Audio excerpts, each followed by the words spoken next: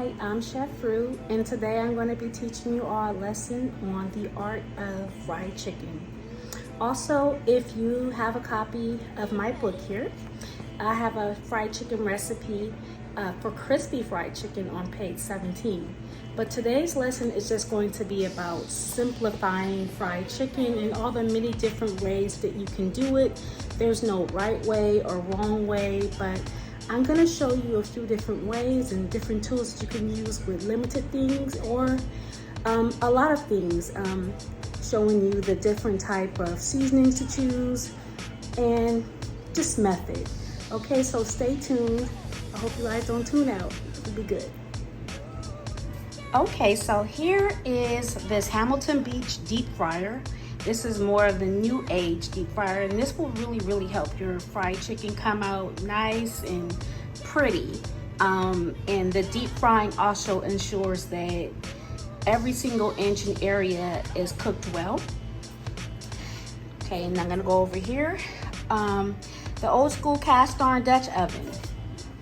This is my favorite pot here is by line. And this will give you a good cook too. And say you don't have anything like that, and if you just got your regular stock pot right here, you can fill it up with some oil up to about here, and it'll still give you a nice pretty chicken, and you don't need all the extra things to do. You can do it in something like this in a soup pot. And then here we have the old school oh my god, what is the name? Cast iron pot. Cast iron pan here, and this is the most basic and the old school way to do it here. Okay, and then here we're gonna go over to things to place it on.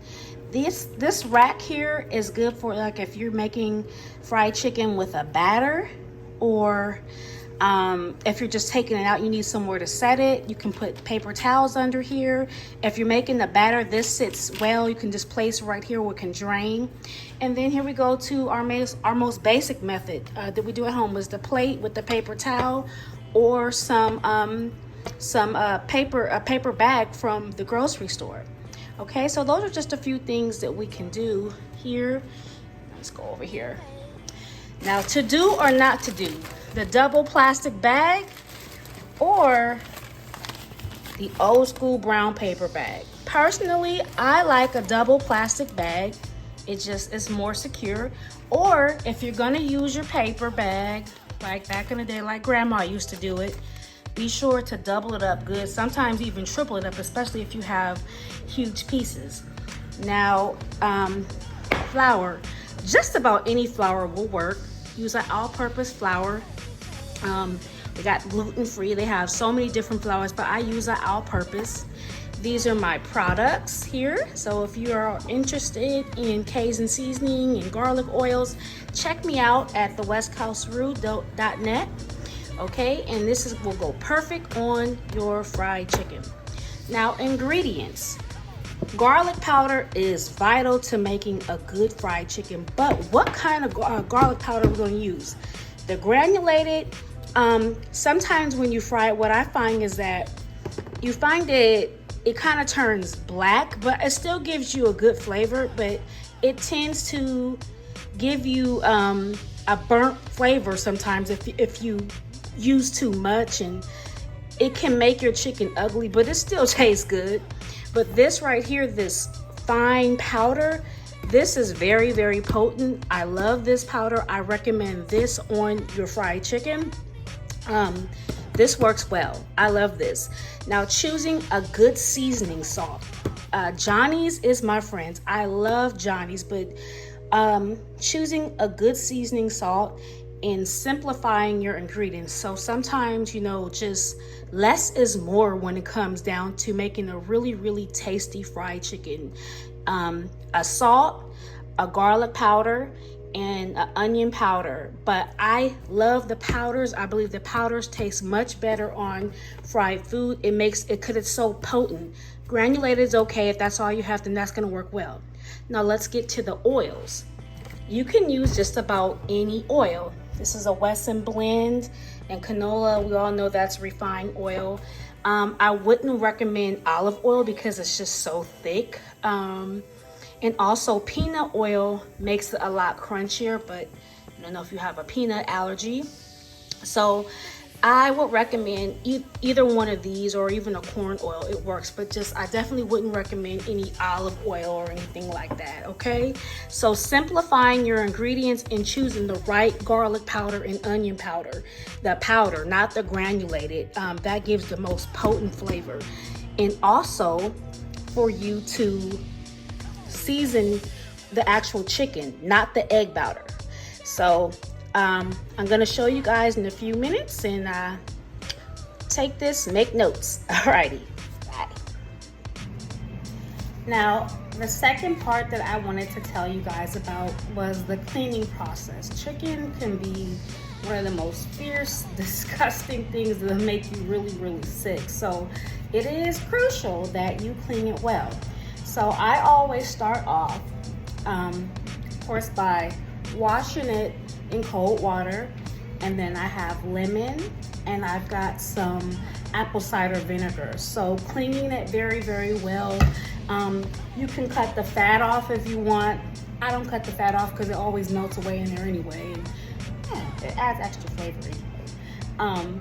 And then before you season it, your paper towel is going to be your friend, okay? You have to have dry pieces of meat before you add your seasoning. Otherwise, it'll just rub off, you know, and you'll have half-seasoned chicken, and nobody wants that, okay?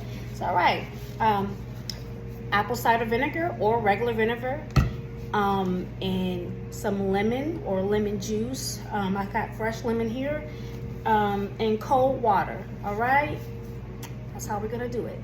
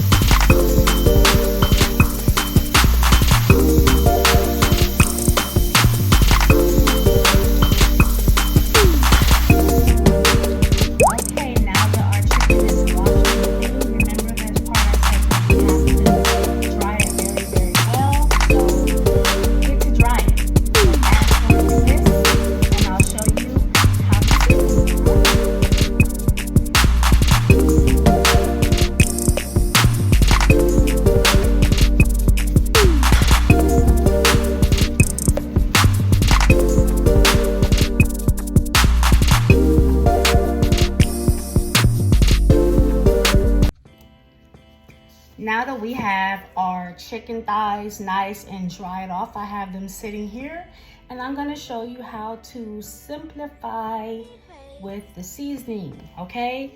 Less is more, and less ingredients is more. So the way that I like to do mine, I'll make sure that everybody can see. Can you see? Okay, now you can start off by putting a little accent on here first, just to make the flavor pop a lot more. So I like to start with the salt first. Now with my chicken, I do them one by one. Even when I used to cater for hundreds of people, every single piece of chicken was seasoned one by one. And you make sure that you get every single corner, okay? Every single corner. It does not have to be completely red when you're done, okay? And you wanna have a gentle sprinkle front to back, okay? Every single corner is, to me, I believe that everyone who is going to make some fried chicken, baked chicken, whatever it is, or even a pork chop, you must do it one by one to make sure that absolute flavor is in there. You can do it in a bowl. I will never ever recommend that someone does it in the sink. That's disgusting. But the way that I do it to simplify it is I start with my salt first, pick up every single last piece of chicken. Okay. Take this too long. Then I'm gonna start with my potent flavor. I like my garlic powder, not the granulated. I like the garlic powder. And even in my cookbook, I always talk about using very, very fine powders for your seasoning, because the seasoning is a lot more potent than granulated. So choosing a really, really nice seasoning salt. I'm personally not a big fan of Lawry's. I'm just not, sorry. But I like to go with Johnny's. And there's another one called Jamaica Best. I think Jamaica, I haven't seen it in a really long time, but it was really good. Okay. But the second thing I'm gonna go over it was with my seasoning, and this is the hot one. Honey, this will put some kick on it, and it give you all kinds of pop and flavor. And you're gonna take that and do one by one here, okay? All right, I'll come back.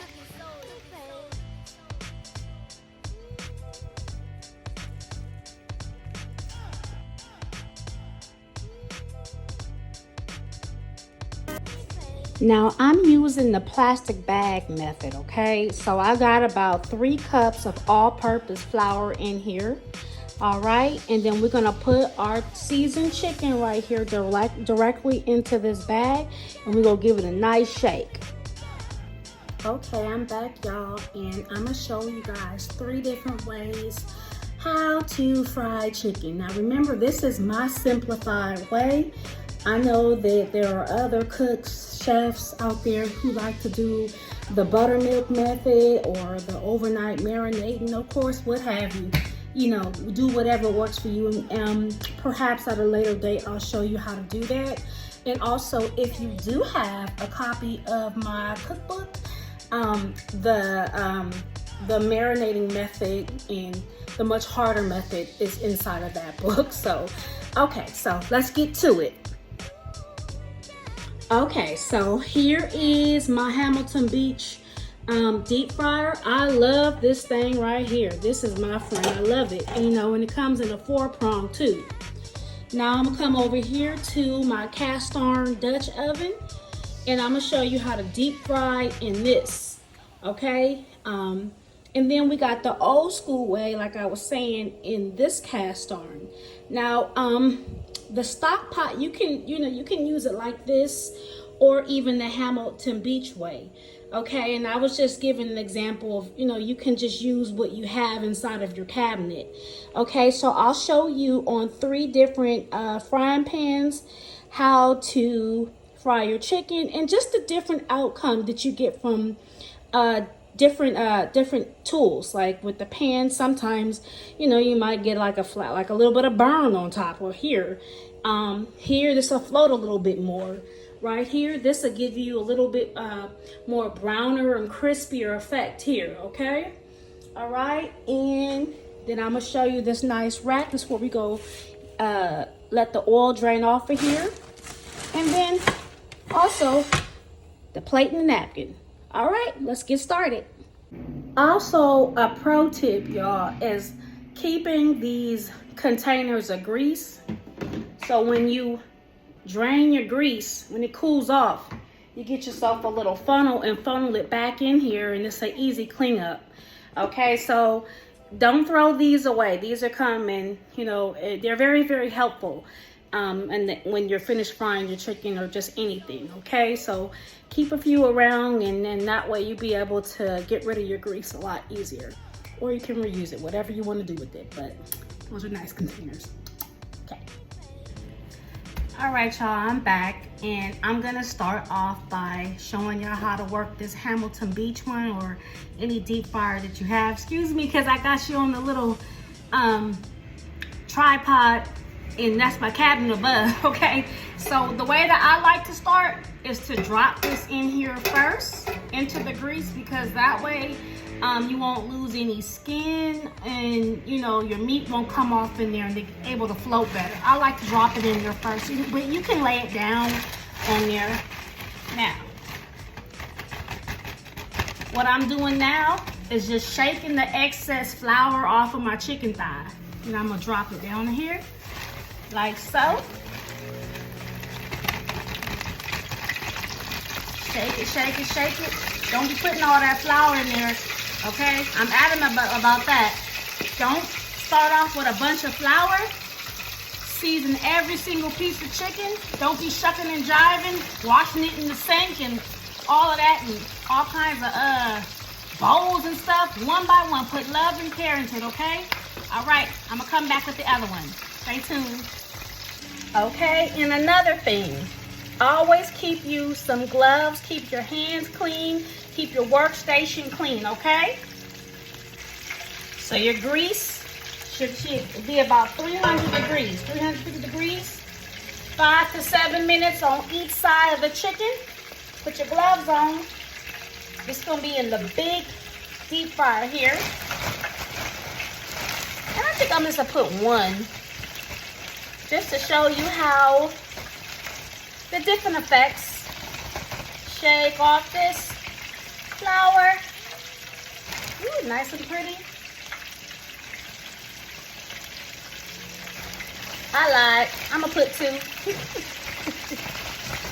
That don't make no sense. Grease is expensive. Use your grease. Okay.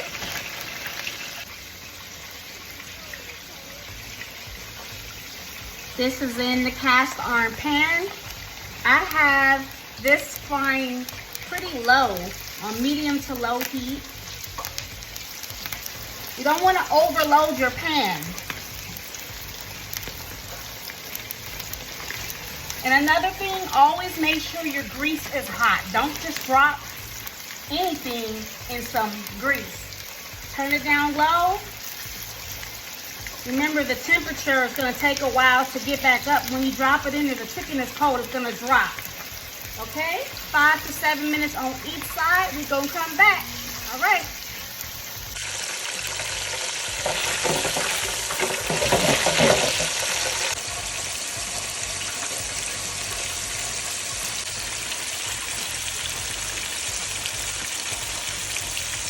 Now remember, for a much harder recipe for crispy fried chicken, it's located right here inside of my book, Cooking with Chef Roux the West Coast Way, on page 17.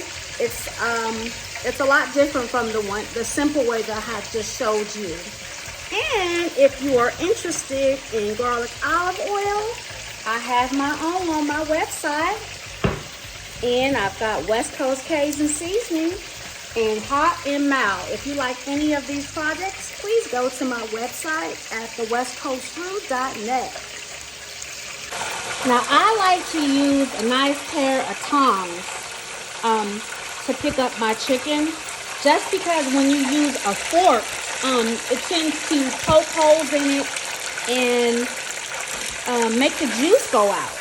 Okay, so this is the one that finished first. See how pretty that is? That's pretty. And another thing that I haven't told you all yet is your thermometer. Now, chicken, all poultry products should be temp at 165, but with the bone in, I like to go much higher. Anywhere between 175 and 185, just for that, extra protection there with the bone in, okay?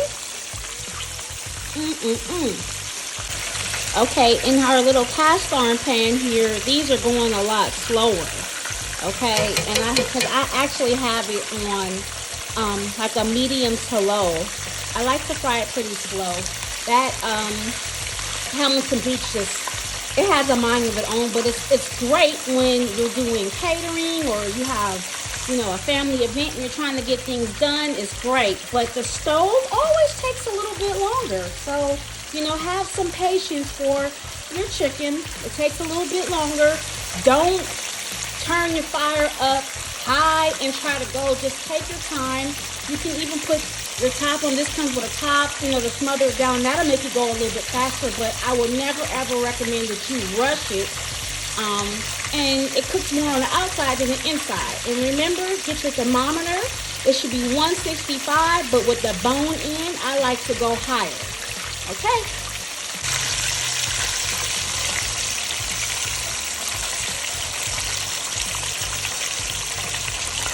You'll know it's done when it starts to float and it's a lot lighter than when you put it in. This one's kind of heavy, but you always want to use your thermometer, okay? But you can definitely tell it's done when it starts to float, okay? And then here's over here. Just like I said the pan sometimes, the reason why I don't like using like cast iron or just pans, period, because I'm not a big fan of ugly food, okay? Because they always do something like this, okay? Something about it laying flat in that pan, but that's okay. That's why you always cook it slow. And I love my pieces to be, oh, see, look at that. That's pretty on that side. Okay, so we're going to let it a few more minutes, okay? Here, just cook it on real slow so it won't burn. Cook it really slow, okay? And remember, don't overcrowd your pan. Not so bad after all, you know, in this here pan. But this is the one in the pan, you have to go slow with it. Like, just for, you know, quality assurance. Not only quality, but how it looks, you know. We eat with our eyes first, you know.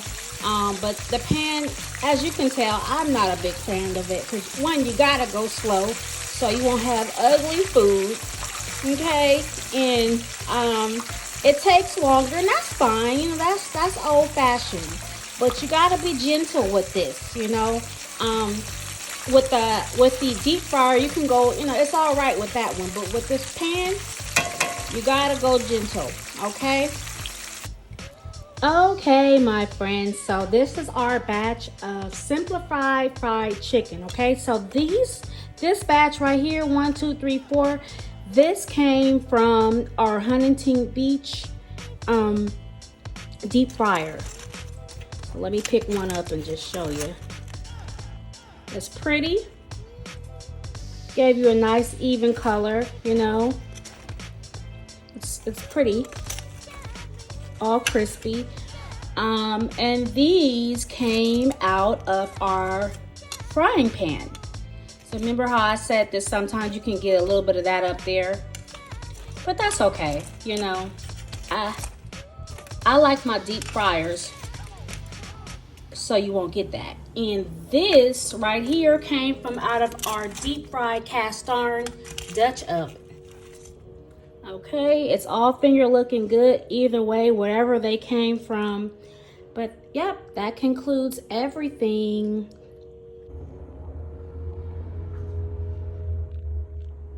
All right, y'all, and that concludes our video today. The art of simplifying fried chicken, the ingredients, and the many ways you can do it. Also, this is my chef friend here, Chef 84. His hot sauce is slamming. And I mean that with a passion, because I don't even like hot sauce, but he will not do you wrong.